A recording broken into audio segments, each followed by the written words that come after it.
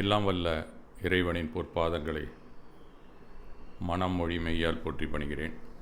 இன்றைய தியான வகுப்பிலே கலந்து கொள்ளும் பங்களிப்பாளர்கள், பார்வையாளர்கள் மற்றும் நெறியாளர், தொடர் தொகுப்பாளர்கள் அனைவருக்கும் எனது வணக்கத்தை தெரிவித்துக் கொள்கிறேன். சென்ற வாரம் எப்படி பணத்தை கையாள்வது அப்படிங்கிற விஷயத்தை நம்ம பார்த்தோம்னு நினைக்கிறேன்.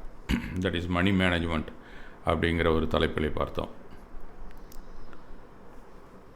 நம்முடைய தமிழ் சமுதாயத்தின் நிதி அடிப்படை வாழ்வு நிலையை பார்த்த அனுபவத்திலே 2 வர்க்கமாக பிரிக்கலாம் என்னை பொறுத்த வரைக்கும்.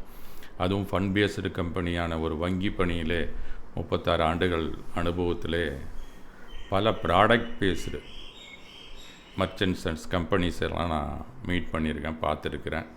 அவர்களோட பழகிய அடிப்படையிலும் அவர்களுடைய நிதி ஆதாரம் எப்படி இருக்கிறது என்பதை பார்த்த அடிப்படையிலே 2 வகைப்பாடாக நம்மளுடைய தமிழ் சமூகத்தை பிரிக்கலாம். அதில் முதல் வகைப்பாட்டில் ஒரு குடும்பம் பணக்கார நிலையில் இருந்ததுன்னா பணக்காரன் அடுத்தது செலவாளியாக இருப்பான், அதுக்கு அடுத்தது கடனாளியாய், அதற்கு அடுத்த நிலைப்பாட்டிலே பொறுப்பாளியாக மாறி பணக்கார நிலையை எய்துவது அப்படிங்கிற ஒரு சுழற்சியிலே தான் ஒரு வர்க்கம் இருந்து கொண்டிருந்ததை நான் கவனித்திருக்கிறேன். இன்னும் உதாரணமாக சொன்னால் எங்கள் குடும்பம் கூட அப்படி தான். எங்கள் தாத்தா காலத்தில் கொஞ்சம் அவர் பொறுப்பாக இருந்து பணத்தை சம்பாதிச்சு பணக்கார நிலையில் இருந்தார். எங்கள் அப்பா கொஞ்சம் செலவாளி ஆகிட்டார். அப்படி தான் என் காலத்தில் கொஞ்சம் கடனை கொடுத்துட்டு போனாங்க. அப்புறம் பொறுப்பாக இருந்து செயல்பட்டதுனால என்னுடைய மகன் காலத்தில் கொஞ்சம் பணக்காரத்தன்மைக்கு சென்று கொண்டு இருக்கிறோம் அப்படிங்கிற ஒரு சுழற்சி நிலைப்பாட்டில் தான் எங்கள் குடும்பமும் அமைந்துள்ளது. இதுபோல் பல குடும்பங்களும் நம்மிடையே நாமே காணலாம். இது ஒரு 70 வயசு 75 வயசுக்கு போயிட்டிங்கன்னா நீங்கள் இதெல்லாம் பார்க்கலாம். கொஞ்சம் சின்ன வயசில் இருக்கிறவங்களுக்கு இந்த அனுபவம் ஏற்படுறதுக்கு இந்த சுழற்சியை காணக்கூடிய வாய்ப்பு இருக்காது. இந்த பொறுப்பாளியிலிருந்து துவங்கி திருப்பி கடனாளியிலிருந்து துவங்கலாம் அப்படிங்கிற சுழற்சியும் சில பேரை பார்த்துருப்பாங்க. அதாவது எந்த ஒரு நிலைப்பாட்டிலேருந்து அடுத்ததுக்கு இந்த சுழற்சியில் தான் சுழன்று கொண்டிருக்கக்கூடிய ஒரு தலைமுறையை ஒரு 100 வருஷத்துக்குள்ளேயோ அவங்க காலத்திலேயே கூட இந்த 5ஐயுமே பார்த்து விடலாம் அப்படிங்கிறது தான் நான் கண்ட உண்மை. அடுத்து ஒரு வர்க்கம் எப்படின்னு கேட்டிங்கன்னா, பணக்காரன் அடுத்த தலைமுறை அடுத்து வரக்கூடியவர்கள் பொறுப்பாகவே இருந்தும் பணக்கார நிலையை அப்படியே தொடர்ந்து நிலைத்து நீடிக்க வைத்திருப்பதையும் நான் கண்டிருந்திருக்கிறேன். அது கன்சிஸ்டண்ட்டாக அதே நிலையில் தாழ்ச்சி உறாமல் இருக்கக்கூடிய ஒரு வர்க்கமும் இருந்தது. அதை கூட நான் அன்றைக்கி சொன்னேன். செட்டியார், இந்த நாடார், இந்த மாதிரி நார்த் இந்தியன் சமூகத்தினர், மார்வாடி, இவங்கெல்லாம் அந்த கன்சிஸ்டண்ட்டாக அதை மெயின்டைன் பண்ணிகிட்டு இருக்காங்க. இதற்கெல்லாம் காரணம் மணி மேனேஜ்மெண்ட்டு தாங்க. அதனால தான் நான் அந்த ஏரியாவை உங்களுக்கெல்லாம் கொஞ்சம் எனக்கு தெரிஞ்ச அளவில் ஒரு உத்வேகம் உள்ள அந்த அடிப்படையிலே சில வழிகாட்டுதல்களை உங்கள் முன் வைத்து வருகிறேன். நான் ஒரு கோடிட்டு தான் காட்டுகிறேன். புரிந்த இளம் தலைமுறையினர் ரோடு கூட போட்டுக்கலாம் அப்படிங்கிற அடிப்படையில் தான். ஆனால் 70 வயசை என்ன மாதிரி ஒரு 70-75 வயசானவங்களுக்கு அந்த அளவுக்கு முழுமை பயன் தராது என்னுடைய வழிகாட்டுதல். இப்போதைய நிலையை விட நீங்கள் குறைந்து நிலையாமல் இருக்கலாம் என்பதுக்கு நான் உறுதியளிக்கிறேன். அவ்வளோதான். பல விஷயங்கள் உங்களுக்கு இப்போ சஞ்சிகைகள் மூலமாக நீங்கள் எல்லாம் பார்க்கலாம். நிறையா இப்போ சஞ்சிகைகள் உங்கள் வாழ்க்கையை எப்படி உயர்த்தி கொள்வது அப்படின்லாம் சொல்லுது. கொஞ்சம் அவசர முடிவு இல்லாமல் இருந்தால் நான் சொல்கிறத விட அருமையான ஒரு வழிகாட்டுதல்லாம் உங்களுக்கு அளிக்கிறதுக்காக பலரும் காத்திருக்கிறார்கள். அந்த பக்கம் நீங்கள் கொஞ்சம் செவிசாய்க்கணும். அவ்வளோதான். செவிசாய்ச்சிங்கன்னா உங்கள் வாழ்க்கையில் நீங்கள் நன்றாகவே முன்னுக்கு வரலாம் அப்படிங்கிறது என்னுடைய ஒரு அடிப்படையான ஒரு புரிதல் தான் அப்படின்னு தான் நான் நினைக்கிறேன். எல்லாருக்குமே அறிவு இருக்குது, பணம் சம்பாதிக்கணுங்கிறதுல அறிவு இருக்குது. ஏதோ ஒரு வகையில் டைவர்ட் ஆகிடுறோம். அதனால் கீழே கொஞ்சம் தாழ்ந்த நிலைக்கு வந்து மீண்டும் உயர்ந்து இப்படியே ஒரு சக்கரம் மாதிரி சுற்றி கொண்டு இருக்கிறோம். அந்த சக்கரம் மேலே போகுது, திருப்பி கீழே வருது, மறுபடியும் மேலே போகுது. இந்த மாதிரி சுற்றி கொண்டு இருக்கக்கூடிய வாழ்க்கையிலே நாம் இருக்கிறோம். சாதாரணமாக பணம் சம்பாதிப்பது, உழைப்பது அப்படிங்கிறது என்ன அடிப்படைன்னு கேட்டிங்கன்னா, எதிர்காலத்தை பற்றிய திட்டமிடுதல் வந்திருக்குன்னு தான் அர்த்தம். அந்த அம்சத்தில் தான் நாம் பணம் சம்பாதிக்க ஆரம்பிக்கிறோம். இந்த விஷயத்தில் நிலையாமை சிந்தனையை பொருத்தி நாம் பெரும்பாலும் பார்க்கக்கூடாது. இது கொஞ்சம் முற்றிலும் மாறுபட்ட கருத்தாக உங்களுக்கு தோன்றலாம். இதை வெளியில் சொல்லாமல் பல பேரும் செயல்பட்டு கொண்டிருப்பவர்கள் தான் ஓரளவு இந்த சுழற்சியிலாவது இருப்பாங்க. மற்றவர்கள்லாம் அதை சொல்ல மாட்டாங்க. நாங்கள் நிலையாமையில் இருக்கிறோன்னு கூட பேசுவாங்க. ஆனால் நடக்கிறாங்களா அப்படிங்கிறது கொஞ்சம் சந்தேகம் தான் என்னை பொறுத்த வரைக்கும். தப்பாக நினச்சிக்க வேண்டாம் யாரும்.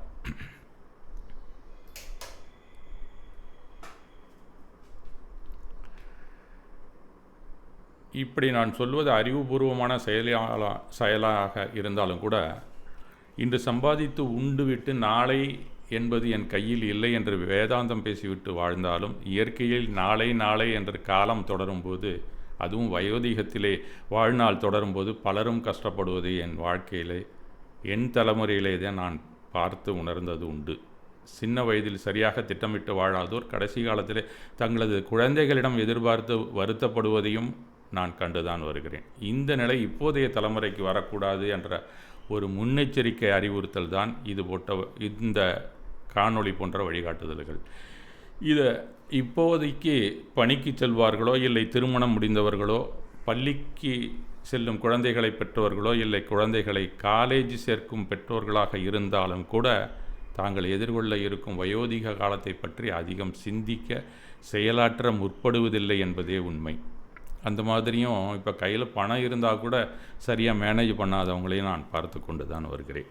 இவர்கள் எல்லாமே தன்னுடைய வயோதிக காலத்தை இன்னும் சந்தித்தாதான் கொஞ்சம் புரிந்து கொள்ள முடியும். ஆனால் இப்போவே சுதாரிச்சுக்கிட்டாங்கன்னா கொஞ்சம் பின்னாடி நல்லா இருக்கலாம். சிலர் மட்டும்தான் இதில் கவனமாக உள்ளனர் என்று தான் நான் கூறுவேன். சில இளைஞர்களுக்கு இது போன்ற அரசு பணிகள் அமைந்திருப்பதால் அவர்களுக்கு எதிர்கால பழைப்புக்கான அடிப்படை ஆதாரங்களை பெறுவதற்கு அவர்களது நிறுவனமே சிந்தித்து செயலாற்றுகிறது. அதனால் அவங்களும் ஒன்றும் கீழே போயிட மாட்டாங்க, கொஞ்சம் கஷ்டப்படவும் மாட்டாங்க அப்படின்னு தான் சொல்லலாம். அதுவும் கூட இந்த காலத்தில் போதுமானதாக இல்லை என்பதையும் கூறத்தான் வேண்டியிருக்கிறது. இப்போ இருக்கிற வாழ்க்கையெல்லாம் முன்னாடி இருந்தது தேவை அப்படிங்கிறது எதெல்லாம் டீலக்ஸ்ன்னு சொன்னோமோ அதெல்லாம் இப்போ அடிப்படை தேவையாக மாறிக்கொண்டு வருகிறது. பின்னாடி போக போக டீலக்ஸுங்கிறது அதுக்கு மேலே போகும்போது இப்போ இருக்கிற டீலக்ஸ் நாளைக்கு அடிப்படை தேவையாக மாறிவிடும் என்பது தான் உண்மை. ஒரு காலத்தில் பிஎஃப் பென்ஷன் தொகை கூட சரியாகத்தான் இருந்தது. இனி வருங்காலத்தில் அது போதாது அப்படிங்கிற ஒரு எதிர்காலம்தான் உங்களை விழுங்க காத்திருக்கிறது என்பது தான் உண்மை. அதனால் எதிர்காலத்தை பற்றிய திட்டமிடுதல், சேமிப்பு என்ற அவசியம், சேமிப்பு அப்படிங்கிற ஒரு அம்சம் அவசியமானது அப்படிங்கிறத நாம் தெரிந்து கொள்ள வேண்டும். சேமிக்க வேண்டும் என்பதற்காக எப்போதும் அதே வேலையாகவும் இருந்துவிட வேண்டிய அவசியமும் இல்லை. அதுவும் நிகழ்காலத்திலே இருக்கும் சிறு சிறு இன்பங்களை இழக்கும் வாழ்க்கையாகவும் உங்களுக்கு மாறிவிடுவதற்கான காரணம் இருக்கிறது. ஒரு வேடிக்கையாக ஒரு கதை சொல்லுவாங்க. அன்றைக்கி கூட கொஞ்சம் கடைசியில் சொன்னேன்னு நினைக்கிறேன், ஞாபகம் இல்லை. இருந்தாலும் மறுபடியும் அந்த கதையை உங்களுக்கு சொல்ல ஆசைப்படுகிறேன் அப்படின்னு சொல்லணும். ஒரு பனிக்காலம் அந்த ஊரில் இருக்கிறவங்களாம் என்ன செய்கிறாங்க, கூட்டமாக உட்கார்ந்துக்கிட்டு இரவு நேரத்தில் குளிர் காய்ந்து கொண்டு இருப்பார்கள். இப்படி பேசிகிட்டு இருப்பாங்க, பாடுவாங்க, ஆடுவாங்க. அந்த தூக்கம் வந்தோன்னு போய் படுக்கிறதுங்கிற அதுதான் உங்களுக்கு ஒரு பொழுதுபோக்கு, அதே சமயத்தில் ஒரு ஆனந்தமான ஒரு நேரம் அப்படின்னு தான் சொல்லலாம். அந்த ஊரில் இருந்த சுள்ளியெல்லாம் பொறுக்கிட்டு போட்டு தீர்த்துக்கிட்டு அப்படியே போட கொஞ்சம் நாளில் தீர்ந்து போச்சு. அப்புறம் என்ன ஆச்சு, எல்லோரும் கையில் அந்த விறகு சுள்ளிகள் இல்லை. அதனால் அடுத்த இடத்துக்கு தேடி போய்கொண்டே இருந்தார்கள்.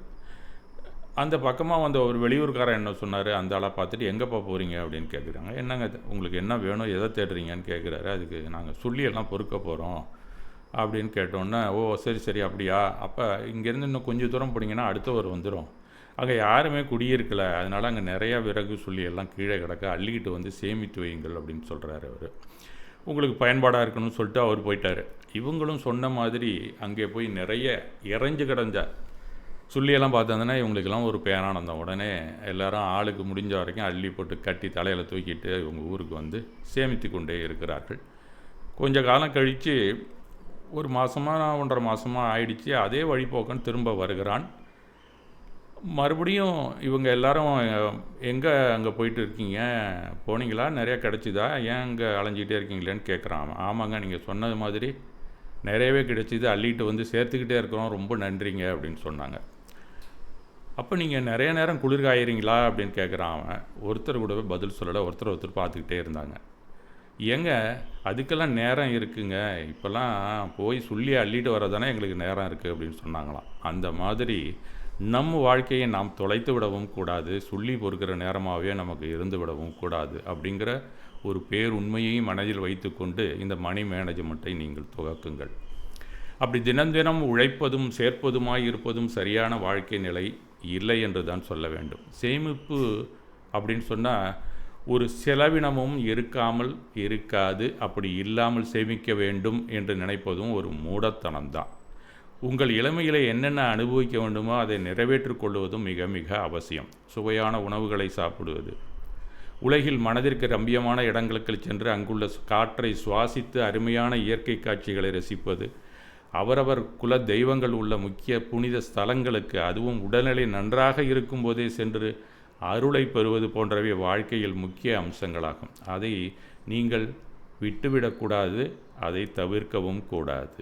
அதுக்கும் உங்கள் இளமை மிக மிக அவசியம். அதையும் நீங்கள் அனுபவித்து விட்டுத்தான் இந்த சேமிப்பிலே நீங்கள் லயிக்க வேண்டும் அப்படிங்கிறதும் நீங்கள் புரிந்து கொள்ள வேண்டிய முக்கியமான ஒரு புரிதல் என்று தான் நான் சொல்லுவேன்.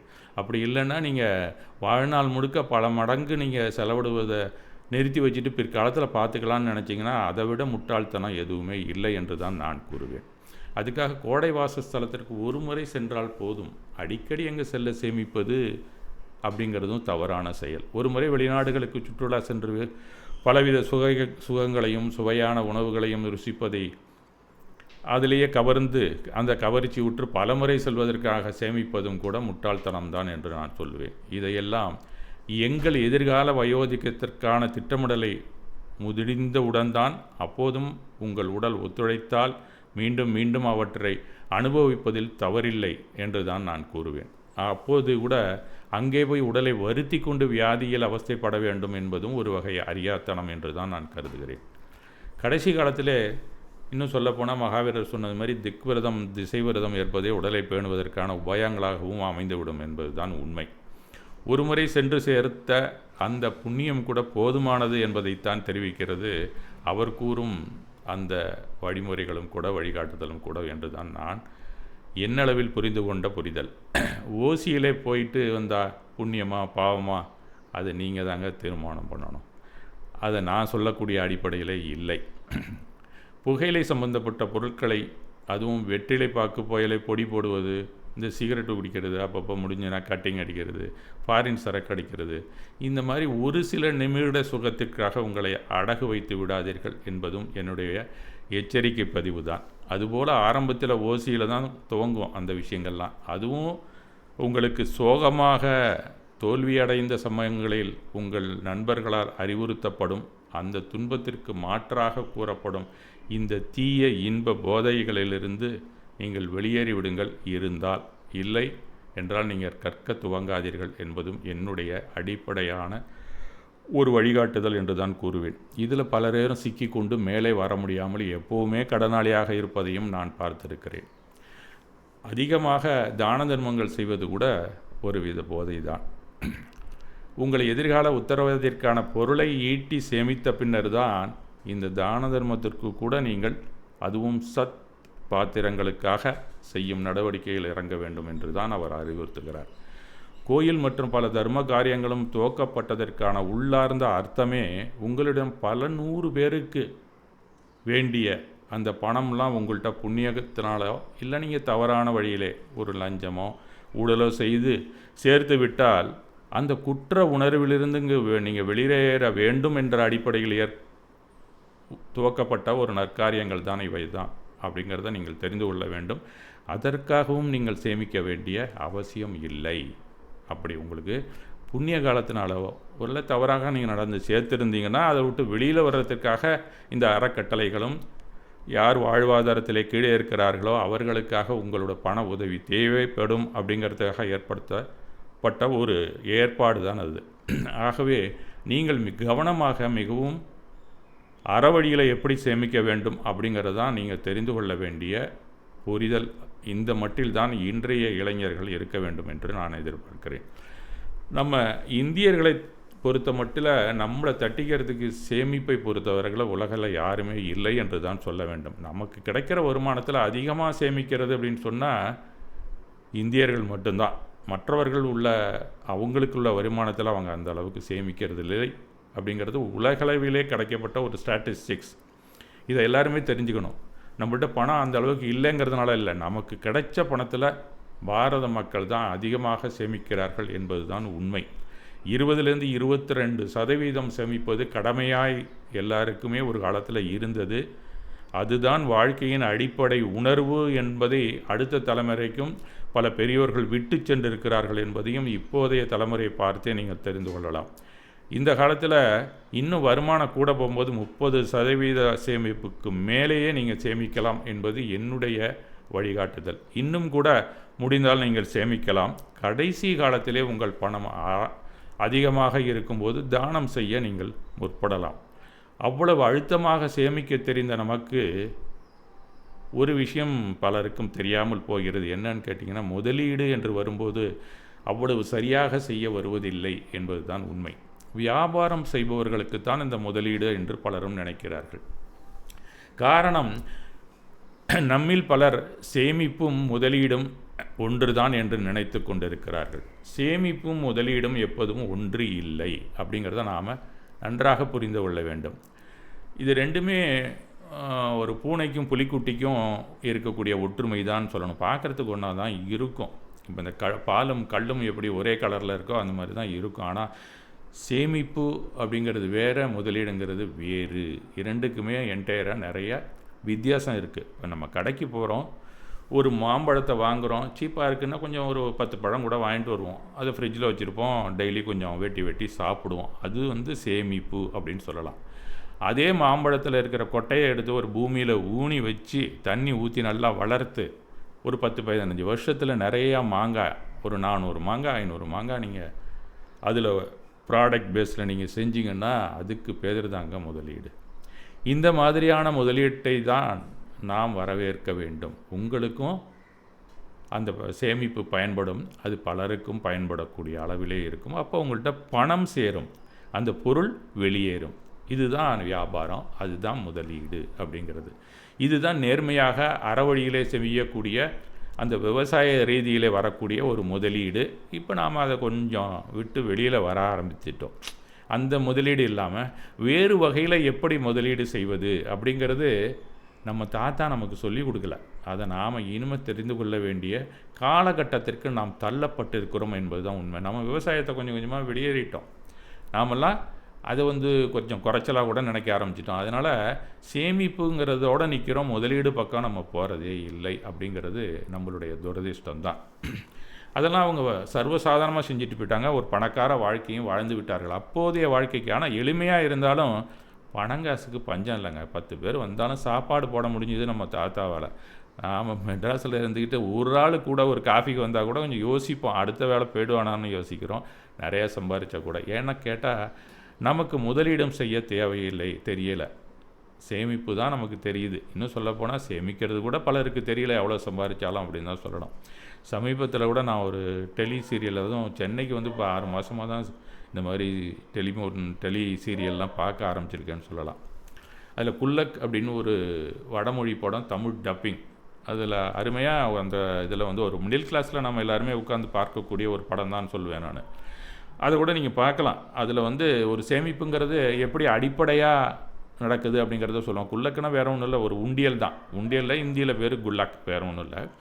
இது ஒரு ஹாட்ஸ்டார்லேயே அதில் போட்டாங்க, இதில் தெரியல, அவங்க வீட்டில் ஏதாவது போட்டாங்கன்னா நான் உட்காந்து பார்க்குற பழக்கம். அது ரொம்ப பிடிச்சிருந்ததுனால தொடர்ச்சியாக ஒரு 7-8 எபிசோடு ஒன்றுச்சு. ஒரு நல்லாவே எடுத்திருந்தான். அதை கூட நீங்கள் பார்த்தீங்கன்னா சேமிப்பு அப்படிங்கிற ஏரியாவை நீங்கள் தெரிந்து கொள்ளலாம். ஆனால் முதலீடை பற்றி அதை அதிகமாக சொல்லவில்லை அப்படின்னு தான் சொல்லணும். அது எப்படி சேமிப்பு கூட நமக்கு பயன்படும்.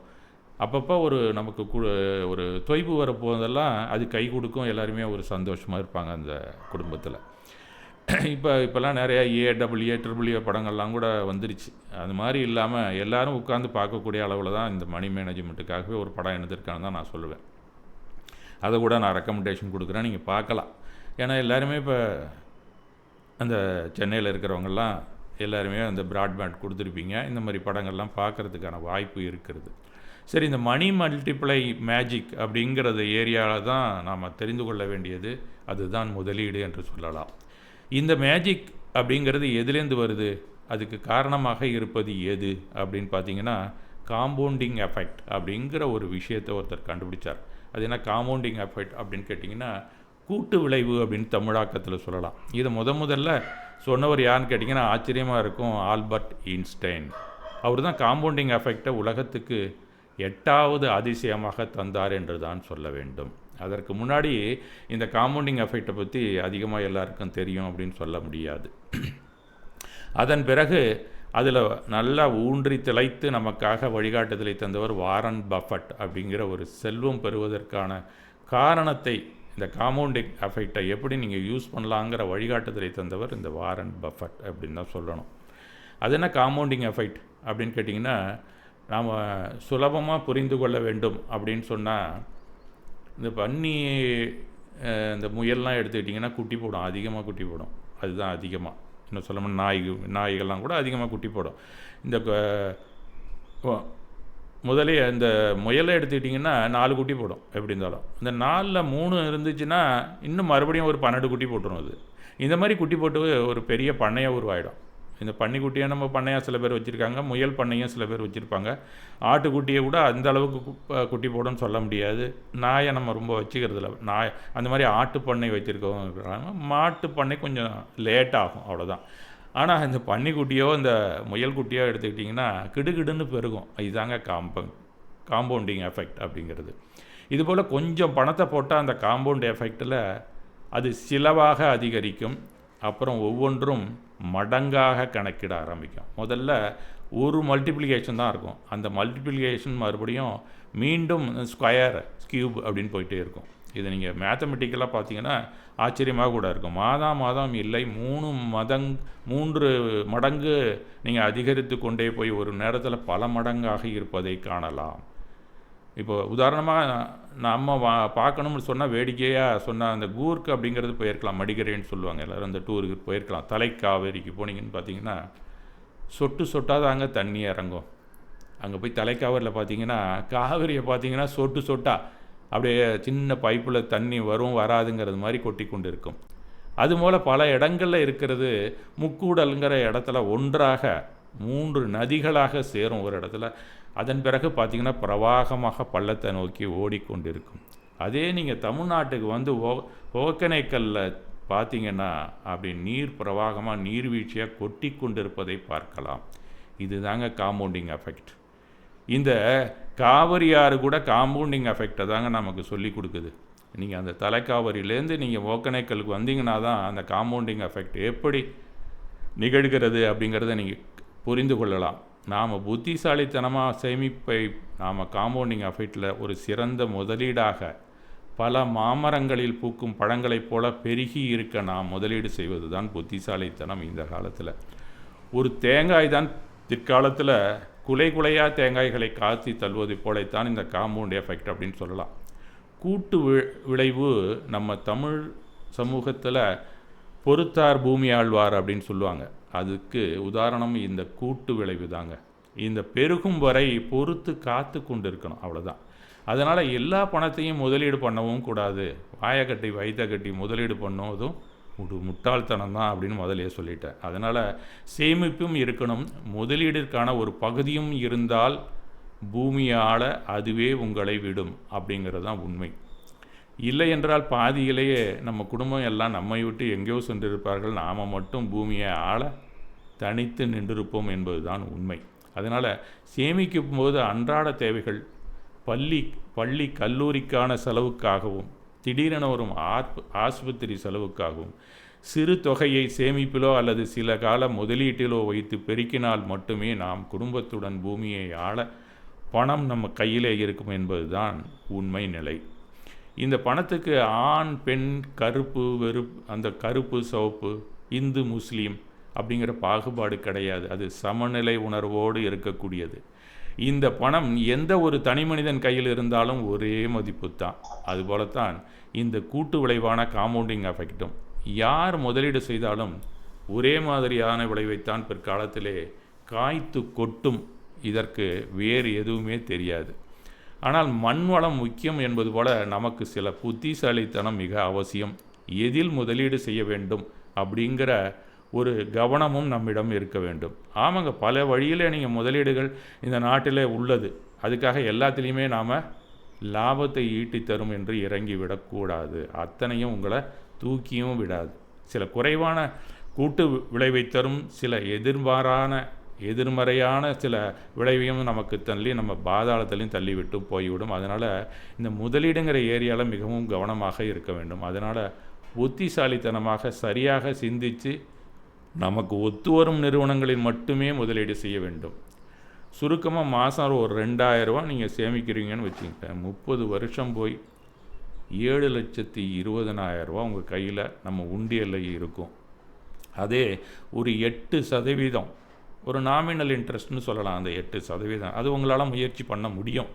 அப்படி நீங்கள் அந்த 2000 முதலீடு செஞ்சிங்கன்னா 30 லட்சம் அதே நேரத்தில் உங்கள் கையில் இருக்குங்கிறது தான் உண்மை. அதே சமயம் 30 வருஷத்துக்கு முந்தைய 2000 மட்டும் இல்லாமல் நமக்கு மாத வருமானம் எவ்வளவு ஏறுமோ அதற்கேற்றாற்போல் மாத முதலீட்டை அதிகரித்து கொண்டே போனால், நான் சொல்லக்கூடிய இந்த அம்சத்தை நன்றாக புரிந்து கொள்ள வேண்டும். அப்போல்லாம் ஒரு வருமானங்கிறது அதிகமாக இருக்காது. 2000 சேமிக்கணும்னா 2000 தான் சேமிக்க முடியும் ரொம்ப வருஷம். ஒரு 3 இன்க்ரிமெண்ட்டு 4 இன்க்ரிமெண்ட்டுக்கு அப்புறம் தான் விலைவாசியை நீங்கள் சரி செய்து மேலே வரும்போது சேமிக்க முடியும். அப்போ தான் 2100 2200 முடியும். இப்போல்லாம் அப்படி கிடையாது. ஒரு அப்ரிசியேஷன் விழுந்ததுனாலே போதும், ஸ்டார்டிங்லேயே நீங்கள் 20,000 கூட சேமிக்கலாம், 40,000 கூட சேமிக்கலாம். அந்த மாதிரி இருக்கக்கூடிய முதலீட்டை அவ்வப்போது நீங்கள் கூட்டிக் கொண்டே வர வேண்டும். இந்த மாத முதலீட்டை 2000லேருந்து 3000 கூட்டலாம், 4000 கூட்டிக் கொண்டே வந்தால் ஒரு காலத்தில் நீங்கள் அதே 30 லட்சங்கிறது கோடிக்கணக்கிலே பெருகி இருக்கும் என்பது தான் இந்த காம்பவுண்டிங் எஃபெக்ட் அப்படிங்கிறது நமக்கு தரக்கூடிய ஒரு வரப்பிரசாதம். இதுபோல் நாம் பணத்தை பன்மடங்காக உயர்த்தணும்னா நமக்கு சேமிப்புக்கும் முதலீட்டுக்கும் என்ன வித்தியாசம் அப்படிங்கிறது நன்றாக தெரிந்திருக்க வேண்டும். குறுகிய கால தேவையாக இருந்தால் ஷார்ட் டைம் கோல் அப்படின்னு சொல்லுவாங்க. ஆண்டுக்கு டேக்ஸ் கட்ட வேண்டியிருக்கும் பெரும்பாலும். இப்போல்லாம் டேக்ஸ் கட்டுறது எல்லாருமே சம்பாதிக்க ஆரம்பிச்சிட்டாங்க. உண்மையான வருமானத்தை யார் காட்டினாலும் ஒரு பிளம்பர் கூட கட்டி தாங்க ஆகணும், அந்த அளவுக்கு சம்பாதிக்க ஆரம்பிச்சிட்டாங்க. ஆனால் அவங்க காட்டுறதில்ல. அதனால் நீங்கள் எப்போ நீங்கள் உங்களுடைய அந்த ஹெச்ஆர் லெவல்லையோ உங்களுடைய எஸ்டாப்ளிஷ்மெண்ட்டு ரிஜிஸ்டரில் கையெழுத்து போட ஆரம்பிச்சிங்கன்னா நீங்களாம் இன்றைக்கி டேக்ஸ் கட்டி தான் ஆகணும், அந்த லெவலில் வந்துட்டீங்க. இதெல்லாம் ஷார்ட் டைம் கோல். அதுக்காக நீங்கள் சேமிக்கணும். நீங்கள் ஒரு ஆர்டி கூட போடலாம். அதுக்கு பொங்கல் தீபாவளி செலவுக்காக இருக்கலாம், ஒரு நகையை வாங்கணுங்கிறதுக்காக கூட இருக்கலாம். இப்படி பெரும்பாலும் உதவுவது நமக்கு சேமிப்பு மட்டும்தான். அதை கூட ஒரு ரெக்கரிங் டெபாசிட்டில் போட்டு சற்று கூடுதலான தொகை கிடைக்கக்கூடிய அளவில் நீங்கள் செய்யலாம். அது ஒரு ரொம்ப சின்ன அளவில் ஒரு முதலீடுன்னு சொல்லலாம் அது. ஆனால் சேமிப்பு அப்படின்னு தான் நம்ம சொல்லலாம். ஏன்னா சேவிங்ஸ் பேங்க்கும் ரெக்கரிங் டெபாசிட்டும் சேமிப்புங்கிற அடிப்படையில் தான் வங்கியில் சொல்லப்படக்கூடிய ஒரு இன்வெஸ்ட்மெண்ட் பிளான் அப்படின்னு தான் நம்ம சொல்லணும். பணமும் இந்த நீண்ட கால இலக்குகளுக்கு தேவைப்படுவது அப்படிங்கிற அடிப்படைக்கு வரும்போது அதுக்கு உதவுவது என்ன அப்படின்னு பார்த்தா முதலீடு மட்டும்தான் அப்படின்னு தான் நம்ம சொல்லலாம்.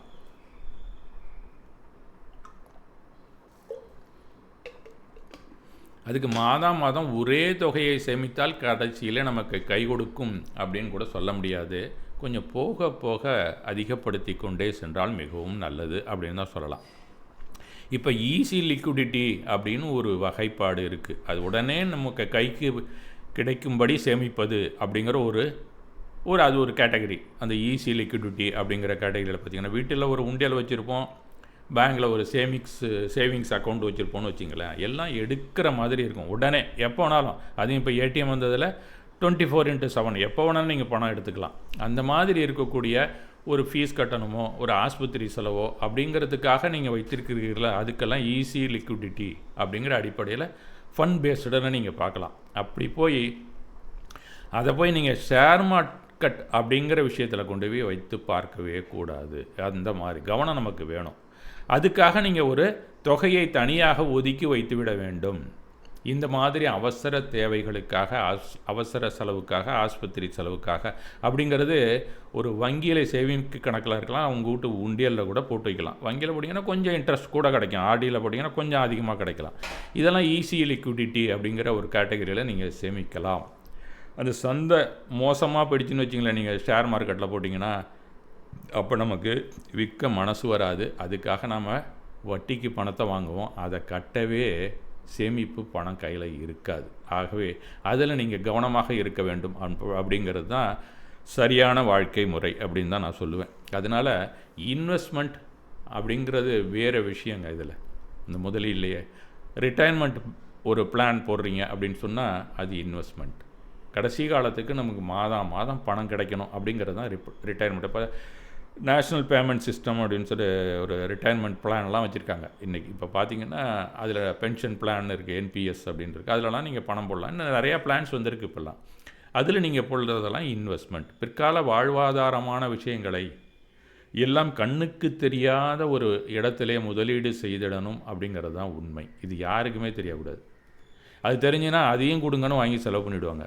இந்த விஷயத்தெல்லாம் யாருக்கும் தெரியாமல் ஒரு ரிமோட்டாக செஞ்சுக்கிட்டு இருக்கணும். இதெல்லாம் என்னன்னு கேட்டிங்கன்னா இன்வெஸ்ட்மெண்ட் அப்படிங்கிற அடிப்படையிலே செய்யக்கூடிய முதலீடுகள். இது யாருக்கும் தெரியவே கூடாதுங்கிறது தான் உண்மை. அதனால தான் அந்த காலத்தில் கூட முதலீடுன்னு சொல்லாமல் சில காரியங்கத்தில் செஞ்சுருக்காங்க. என்னன்னு கேட்டிங்கன்னா மண்ணில் கொஞ்சம் போடு, பொண்ணில் கொஞ்சம் போடுன்னு சொல்லுவாங்க. அவ்வளோ சீக்கிரம் அதை எடுக்க மாட்டாங்க. மண்ணில் போட்டதை அவ்வளோ சீக்கிரம் யாரும் விற்கவே மாட்டாங்க அந்த காலத்தில். இதெல்லாமே இந்த காலத்தில் இன்வெஸ்ட்மெண்ட் அப்படின்னு நம்ம பேரில் சொல்லி கொண்டு இருக்கிறோம் என்று தான் சொல்லணும். இதெல்லாம் எல்லாருக்கும் சொல்லி கொடுக்காமல் போயிட்டாங்க. இதெல்லாம் சொல்லிக் கொடுக்கறதுக்கு பல மீடியாக்கள் இன்றைக்கு வந்திருக்கிறது தான் சொல்லணும். மூன்றாவதாக ஒரு வழி இருக்குது. அது என்னன்னு கேட்டிங்கன்னா ரிஸ்க் பேஸ்டு ஒன்று இருக்குது. அது கொஞ்சம் துணிச்சலாக முடிவு செய்ய தொடர்வது. முதலாவது எந்த ஆபத்தும் வராது, ஈஸி லிக்விடிட்டியில் எதுவுமே வராது. இந்த ரெண்டாவதில் கொஞ்சம் கால அவகாசம் கிடைக்கும். இந்த மூன்றாவது இருக்க கொஞ்சம் ரிஸ்க்கான விஷயம். அது கொஞ்சம் புத்திசாலித்தனமாகத்தான் செயல்படணும் அப்படிங்கிறது தான் உண்மை. அதுவும் நமக்கு தேவைதான், இல்லை என்று நான் சொல்ல முடியாது. ஆனால் அது இந்த மியூச்சுவல் ஃபண்டில் நீங்கள் போடலாம். அப்படின்னா ஸ்டாக் மார்க்கெட் அப்படின்னு சொல்லக்கூடிய பங்கு சந்தையிலே உங்கள் பணத்தை போடலாம். கிரிப்டோ கரன்சின்னு இப்போ வந்துருச்சு. இதெல்லாமே கொஞ்சம் ரிஸ்க்கு கூட போயிட்டே இருக்கக்கூடிய படிநிலையிலே உள்ளது தான் நான் சொல்லுவேன். மியூச்சுவல் ஃபண்டை விட ரிஸ்க்கு ஸ்டாக் மார்க்கெட்டை விட பல மடங்கு ரிஸ்க்கு கிரிப்டோ கரன்சி. இன்னும் சொல்லப்போனால் இந்த கிரிப்டோ கரன்சி பக்கம் யாரும் போகாமல் இருக்கிறது கூட நல்லதுன்னு தான் நான் சொல்லுவேன். எனக்கு இருக்கிற அடிப்படை ஃபண்ட் மேனேஜ்மெண்ட்டை பொறுத்த வரைக்கும் அது ரொம்ப டேஞ்சரான ஒரு விஷயந்தான். இன்றைய பொறுத்த வரைக்கும் உங்களை எப்படியும் ஏமாற்றிடும் அது. அதனால் அதிர்ஷ்டமும் புண்ணிய பலன் இருக்குங்கிறது ஸ்ட்ராங்காக உங்கள் ஜோசியர் சொல்லிட்டாருன்னு நீங்கள் நம்புனீங்கன்னா அதுக்கெல்லாம் போங்க. அதுக்கு நான் உத்தரவாதம் கொடுக்க முடியாது. வேடிக்கையாக ஒரு கதையை சொல்லுவாங்க, ஆனால் உண்மையும் அது தாங்க. அது ஒரு ஜாக்பாட் குதிரை மாதிரி தாங்க அது கட்டுறது. இந்த 3 விஷயமே கொஞ்சம் ரிஸ்க் பேஸ் அப்படின்னு தான் சொல்லலாம். அது ஒரு சமீபத்தில் அந்த நித்யானந்தா கூட அந்த கதையை சொல்லிகிட்டு இருந்தார். அவர் கொஞ்சம் அவர் பாணியில் அந்த வேடிக்கை. அந்த நித்யானந்தா நீங்கள் எல்லாருமே பார்த்து பழைய ஆள் தான், எங்கேயோ ஒரு தீவில் இருக்காருன்னு சொல்லுவாங்க. அந்த அவர் என்ன சொல்லுவார்னு கேட்டிங்கன்னா, அந்த கதையை கொஞ்சம் சீக்கிரமாகவே சொல்லி முடிச்சிடறேன் உங்களுக்கு. ஒரு ஊரில் ஒரு பணக்காரன் வருவான். அவங்களுக்கு எல்லாருக்குமே தெரிஞ்ச ஆளுது. அவரை பார்த்த உடனே எல்லோரும் என்ன நினைப்பாங்க, இந்த ஆள் வந்தாருன்னு நிறையா வியாபாரம் செய்வார், நம்ம ஊர் கூட நல்லா முன்னுக்கு வரோம் அப்படிங்கிறது மாதிரி நினைக்கிறாங்க. அந்த வியாபாரியை பார்த்தோன்னே அவன் என்ன பண்ணுறான், வந்தோடனே ஒரு நோட்டீஸ் ஓட்டுறான். அந்த நோட்டீஸில் என்ன போட்டிருக்கான்னு கேட்டிங்கன்னா, நீங்கள் யாரெல்லாம் பாம்பை பிடிச்சிட்டு என்கிட்ட கொடுக்குறீங்களோ அந்த ஒரு பாம்புக்கு நான் 2000 ரூபா பணம் தரேன், 1000 ரூபா பணம் தரேன்னு போடுறான் ஃபஸ்ட்டுன்னு வச்சுங்களேன். அந்த 1000 ரூபாய்க்காக எல்லோரும் என்ன பண்ணுறாங்க, இவங்க கைக்கு கிடைக்கிற பாம்பெல்லாம் எடுத்துகிட்டு வராங்க. அதுவும் பாம்பு யாருக்கு தைரியமாக பிடிக்க முடியுமோ அவெல்லாம் பிடிச்சிட்டு கொண்டாந்து கொடுக்குறான். அதை கொண்டாந்து கொடுத்து 1000 ரூபா பணத்தை வாங்கிட்டு போயிட்டாங்க. ஒரு 2 நாள் கழித்து மறுபடியும் ஒரு அறிவிப்பு விட்டுக்கிறான், இன்னும் பாம்பெல்லாம் இருக்குது, நீங்களாம் அதெல்லாம் பிடிச்சிட்டு தந்தீங்கன்னா நான் 2000 ரூபா தரேன் அப்படின்னு சொல்லி அந்த நோட்டீஸில் போட்டிருக்கு. இந்த பாம்பு பிடிக்காதவனுக்கு கூட கொஞ்சம் தைரியம் வந்துடுது, கொஞ்சம் பிடிச்சி தான் பார்ப்போமே நம்மளும் அப்படின்னு சொல்லி அதில் சில பேரும் சேர்ந்து அங்கங்கே தேடி பிடிச்சி அவங்க ஊருக்குள்ளே எங்கெங்கே கொடியில் இருக்கும், எந்த பொந்தில் இருக்கும், அதெல்லாம் கொஞ்சம் தைரியமாக 2 பேராக சேர்ந்துக்கிறான். பிடிக்க தெரிஞ்சவன் தனியாகவே பிடிச்சிட்டு வந்து விற்கிறான். அவள் கொண்டாந்து கொடுத்துட்டு அவன் 2000 வாங்கிட்டு போகிறான். அடுத்த ஒரு 4 நாளில் இன்னொரு அடுத்த ஒரு நோட்டீஸ் விட்டுறான், இன்னும் பாம்புகள் இங்கே உலவி கொண்டு தான் இருக்கிறது, ஒரு பாம்புக்கு 5000 தருகிறேன் அப்படின்னு ஓட்டுறான். அதை பார்த்தோன்னே இன்னும் நிறைய பேருக்கு ஆசை வந்துடுது. சுற்றி இருக்கிற இந்த காட்டுப்பகுதிக்கு முள் புதர் இதெல்லாம் போய் தேடி இந்த பாம்பு எங்கெங்கே இருக்குமோ அங்கெல்லாம் பார்த்து பிடிச்சி எடுத்துகிட்டு வரானுங்க. கொண்டு அதை கொடுத்துட்டு 5000 வாங்கிட்டு போயிட்டுருக்கான் சில பேர். இதெல்லாம் ஒவ்வொருத்தரும் பார்க்கும்போது அடுத்தது என்னடா வருமோ அப்படின்னு பார்த்துட்டு உட்காந்துருக்கிறான். அடுத்தது 10,000ன்னு வருது. அப்போ அடுத்த ஊரில் எட்டி இருக்கக்கூடிய காடுகளெல்லாம் தேடி போக ஆரம்பிச்சிட்டானுங்க. அவனுக்கெல்லாம் அங்கே இருக்கக்கூடிய காட்டில் இருக்கிறதெல்லாம் அள்ளிட்டு வர்றானுங்கன்னு வச்சிங்களேன். இப்போ இந்த கிட்டக்க இருக்கிறதெல்லாம் நம்ம ஆரண்யம்னு சொல்லுவோம்.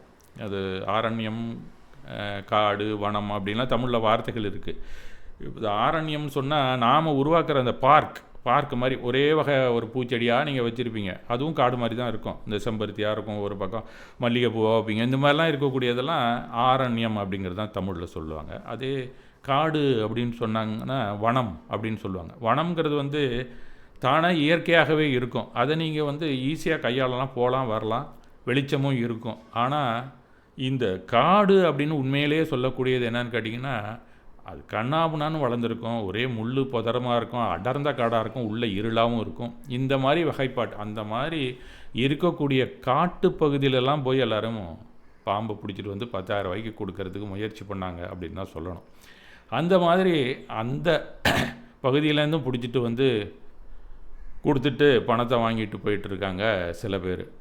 அடுத்து ஒரு 10 நாள் கழித்து அதிரடியாக ஒரு அறிவிப்பை கொடுத்தாரு அந்த வியாபாரி. என்னன்னு கேட்டிங்கன்னா, ஒரு பாம்புக்கு 50,000 ரூபா பணம் தரேன், கொண்டு வந்தீங்கன்னா, ஏன்னா இன்னும் கொஞ்சம் பாம்பு இங்கே இருக்குது அப்படிங்கிறத நாங்கள் கண்டுபிடிச்சிருக்கோம்னு சொல்லி ஒரு அதிரடி அறிவிப்பு வருகிறது. எல்லாருக்கும் பேராசை வந்து விடுகிறது.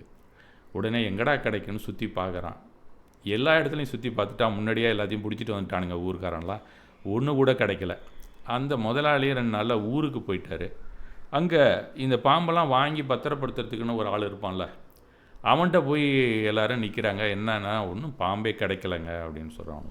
அவன் வந்து எல்லாம் கூட்டமெல்லாம் போனதுக்கப்புறம் ஒருத்தன் 2 பேர் நிற்கிறவன்ட்ட, நான் ஒரு ஐடியா சொல்கிறேன், கேட்குறீங்களான்னு. என்ன, ஏன்ட்ட இருக்கிற பாம்பை நான் கொஞ்சம் அவருக்கு தெரியாமல் கொடுக்குறேன், அதை நீங்கள் ஒரு 25,000த்துக்கு வாங்கிங்க, திருப்பி கொண்டாந்து இங்கேயே கொடுத்துருந்தீங்கன்னா 50,000 அவர் கொடுத்துருவார், அதுக்கப்புறம் அதுலேயும் முடிஞ்சுன்னா எனக்கு கொஞ்சம் காற்று கொடுங்க அப்படின்னு சொல்லி அவன் சொல்கிறான்.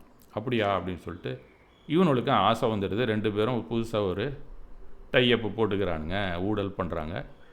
கொஞ்சம் பாம்புகளுக்கு வாங்கிறதுக்காக இவனு வெளியில் கடனை வாங்கி கொண்டு வந்து 25,000 கொடுத்து வாங்கிட்டு போகிறானுங்க. அதை பார்த்துட்டு மற்றவங்களுக்கும் ஆசை வந்துடுது. அவனும் சொந்தக்காரன், ஊரில் இருக்கிறவன், வேறு எவன் வட்டிக்கு கொடுப்பானோ மாறுவாரிகிட்டே எங்கெங்கேயோ 25,000 வாங்கி கொண்டாந்து கொடுத்துட்டு கிட்டத்தட்ட அங்கே இருக்கிற அத்தனை பாம்பையும் வாங்கிட்டு போயிட்டாங்க ஊருக்காரங்க 25,000 கொடுத்துட்டு. திருப்பி 1 மாதம் ஆச்சு, 2 மாதம் ஆச்சு, அந்த அறிவிப்பு ஒட்டினபடியாக இருந்தது. 2 பேரையுமே காணும். இது தாங்க ஸ்டாக் மார்க்கெட். நம்ம ஊரில் இருக்கிற பாம்பை பிடிச்சி கொண்டு போய் 1000 ரூபாய்க்கும் 5000 வரைக்கும் கொடுத்துட்டு அதே பாம்பை 25,000த்துக்கு வாங்கிட்டு வந்து நாம் எப்படி நஷ்டப்படுறோமோ அப்படி தாங்க இந்த கிரிப்டோ கரன்சியும் கொஞ்சம் ஸ்டாக் மார்க்கெட்டும் ரொம்ப ரிஸ்க் பேஸ்ட் அப்படின்னு தான் சொல்லணும். இதை வந்து வேடிக்கையான கதை தான். இதில் மாட்டிக்கொண்டு வெளியே வர்றதுக்குள்ளே பட்ட பாடு அவங்கவுங்களுக்கு தான் அவசியம் தெரியும். அதுலேயும் ஒரு 7 வருஷம் நான் கூட பட்டிருக்கேன். அந்த அனுபவத்தில் தான் உங்களுக்கு நான் சொல்கிறேன்.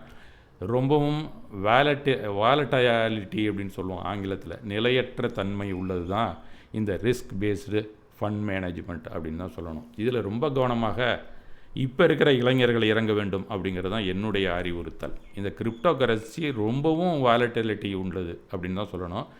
ஸ்டாக் மார்க்கெட்டில் நீங்கள் அந்த ஏ குரூப்பு பி குரூப்னு தான் சொல்லுவாங்க. அந்த மாதிரி ஏ குரூப்பில் இருந்தால் கூட கொஞ்சம் நீங்கள் சமாளிக்கலாம். பி குரூப்னால் ரொம்ப கவனம். அதுலேயே அன்றாடம் வாங்கி விற்கிறது இதெல்லாம் கொஞ்சம் ரொம்ப டேஞ்சரஸான விஷயம். ரொம்பவும் உங்கள் நேரம் செலவழிக்கும், நீங்கள் சம்பாதிக்கிறது கூட குறைய ஆரம்பிச்சிடும் அப்படின்னு தான் சொல்லணும். அது உங்களுக்கு பேராசை தூண்டும், ஆஸ்பிரேஷன் லெவலை தூண்டி உங்களை அந்த பக்கம் கவர்ச்சியாக இழுக்கும்.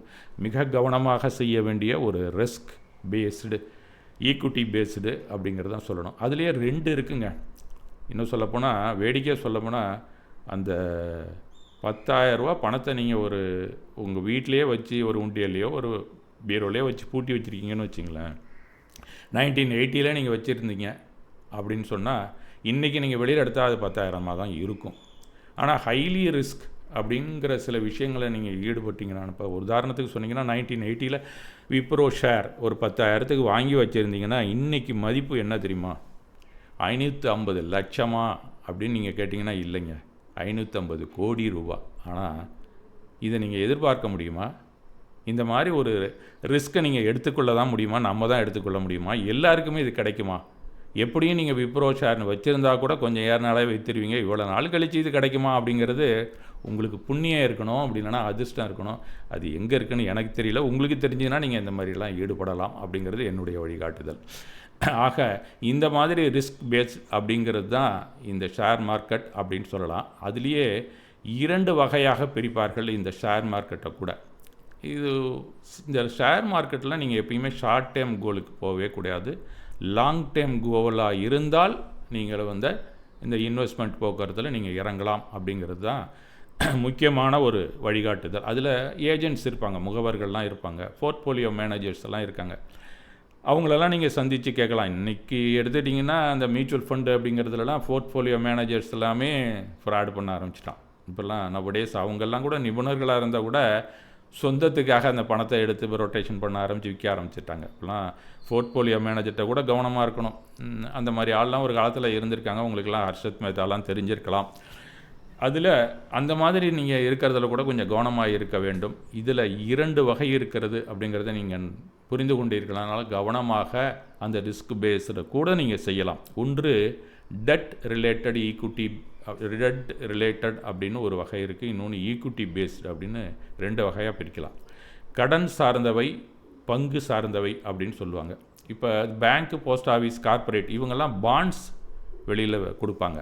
அந்த மாதிரி இருக்கக்கூடிய பாண்டை நீங்கள் வாங்கிட்டிங்கன்னா, அந்த கவர்மெண்ட் செக்யூரிட்டிஸ் அப்படிங்கிறதெல்லாம் நீங்கள் வாங்கி வச்சுருந்தீங்கன்னா அதெல்லாம் டெட் ரிலேட்டட், டெட் பேஸ்டு. அதெல்லாம் அதில் நீங்கள் கேபிட்டல், அதில் நீங்கள் முதலீடு செஞ்சிங்கன்னா ஓரளவுக்கு உங்களுக்கு பணம் கூட தாங்க கிடைக்கும்.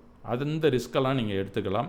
அதில் கொஞ்சம் இன்ட்ரெஸ்ட் கூட கிடைக்கும். நீங்கள் பேங்க்கில் போடுறத விட அதிகமாக உங்களுக்கு கண்டிப்பாக கிடைக்கும். இந்த மாதிரி இருக்கக்கூடிய டெட் ரிலேட்டடில் நீங்கள் இறங்கி தைரியமாக செய்யலாம் அப்படிங்கிறது ஒரு வழிகாட்டுதல். இன்னொன்று ஈக்விட்டி பேஸ்ட், அது கொஞ்சம் கவனமாக செய்ய வேண்டியது. மியூச்சுவல் ஃபண்டு, ஸ்டாக் மார்க்கெட்டு, இன்னொன்று தான் வேண்டானே சொன்ன அந்த கிரிப்டோ கரன்சி. இதில் மற்ற இந்த இதெல்லாமே 2வது வகை. இதில் மிக மிக கவனமாக செய்ய வேண்டியது இந்த பாம்பு பிடிக்கிற கேஸ் தான் இதெல்லாம்.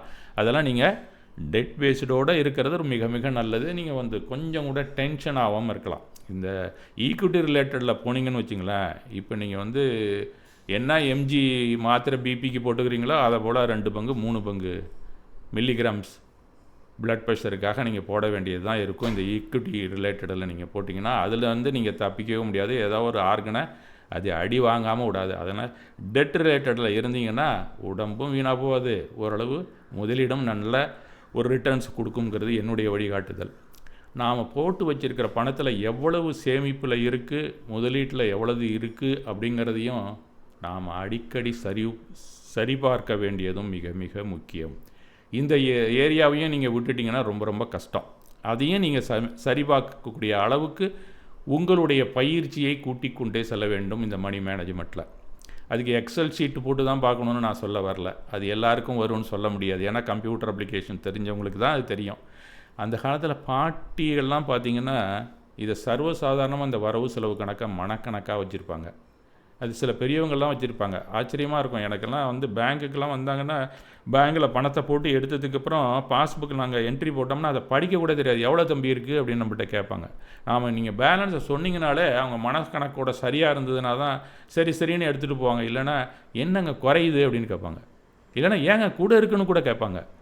அது ஒன்றும் இல்லைங்க, உங்களுக்கு 6 மாதம் 1 வருஷத்தில் ஒரு வட்டி கொடுப்பாங்க, அதை சேர்த்துருக்கோம் அப்படின்னு சொன்னால் தான் ஓஹோ அதான் கூட இருக்கோ அப்படின்னு அன்னைக்கு பேலன்ஸாக அவங்க நினைவாற்றலில் சேமித்து வைத்து விடுவார்கள் அந்த பாட்டியோ அந்த பெரியவரோ அப்படின்னு தான் சொல்லணும். நீங்கள் வட்டி கூட எவ்வளோதுன்னு அவங்க கேட்டாங்கன்னு வச்சிங்கன்னா அவங்கள்ட்ட 3 வட்டி, 1 வட்டியே அரை வட்டி, கால் வட்டின்னு நீங்கள் சொன்னீங்கன்னா அருமையாக கணக்கு போடுவாங்க. நாம் 3%, 6%, 9%, 12%ன்னு தான் நம்ம சொல்லணும். இந்த எக்ஸல்லாம் அவங்க மைண்ட்லேயே இருக்குங்க. அதெல்லாம் கூட நமக்கு சொல்லிக் கொடுக்காமல் போயிட்டாங்க. நாம் இப்போ ஒரு டேபிள் கூட நமக்கு தெரியாது, அதுக்கு கால்குலேட்டர் தான் அடிச்சுக்கிட்டு உட்காந்துருக்கோங்கிறது தான் ஒரு கொடுமையான விஷயம். ஏன்னா இன்னும் கம்ப்யூட்டர் வந்தோன்னே சுத்தமாகவே இந்த வாய்ப்பாடெல்லாம் நமக்கு மறந்தே போச்சு. அதனால் இந்த ரிஸ்க் பேஸ்டில் ரொம்ப கவனமாக இருக்க வேண்டும் அப்படிங்கிறது அடிக்கடி நீங்கள் செக் பண்ணிக்கிட்டே இருக்கணுங்கிறது தான் முக்கியமான விஷயம். ஒரு சொத்து இருந்தாலும் ஒரு ஃபாலோ இருக்க வேண்டுங்கிறது மிக மிக அவசியம் அப்படிங்கிறத நீங்கள் தெரிந்து கொள்ள வேண்டும். பார்க்கப்படாத சொத்து எதுவும் பிற்காலத்தில் நமக்கானது அல்ல என்பதையும் நீங்கள் தெரிந்து கொள்ள வேண்டும். இது மிகு பொருளும் இல்லை, குறை பொருளும் இல்லை. இந்த பழக்கம் சரியான பொருள் மேலாண்மை என்பதுதான். இதைத்தான் ஆங்கிலத்திலே மணி மேனேஜ்மெண்ட் என்று சொல்லுகிறார்கள். ஓகே, நன்றி. வேறொரு தகவலுடன் இன்னொரு நாள் சந்திப்போம்.